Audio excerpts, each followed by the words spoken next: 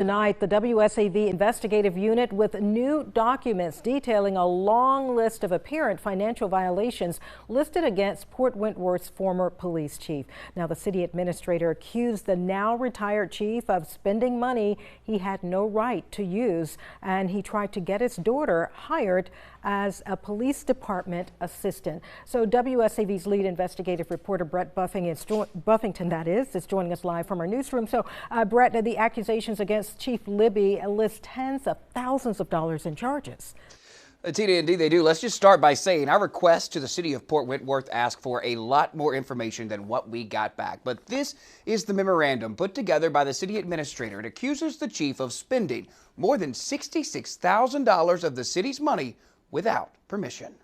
Matthew Libby spent 31 years as the head of the city of Port Wentworth's police department. It's the last 6 months of his time as chief that's highlighted in this city memo. The 5 pages sent to the WSAV investigative unit accuse the former chief of a, quote, egregious violation, the purchase of computer software with a price tag of almost $20,000. It was that red flag that started the search into the now former chief's spending. The memo says finding more than $66,000 in unauthorized spending since August. Among the purchases, almost $7,000 to the popular cooler company, Yeti.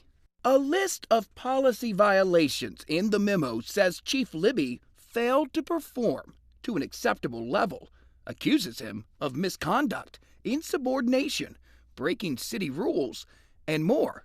But perhaps the oddest part, the chief submitted paperwork to the city's Human Resources Department, according to the memo, after hiring his daughter to be an assistant in the department. The memo points out the mayor as having an issue with that, but only because Libby's daughter didn't get to keep the job. Port Wentworth's mayor today told the investigative unit he wasn't ready to talk about this. Meanwhile, in a statement to WSAV, Chief Matthew Libby has already told us his retirement was not his choice. Now, that memo goes on to point out what it calls unauthorized promotions in the police department. Listen, we know there is much more to this story. That's why today we have again asked for the chief's personnel file.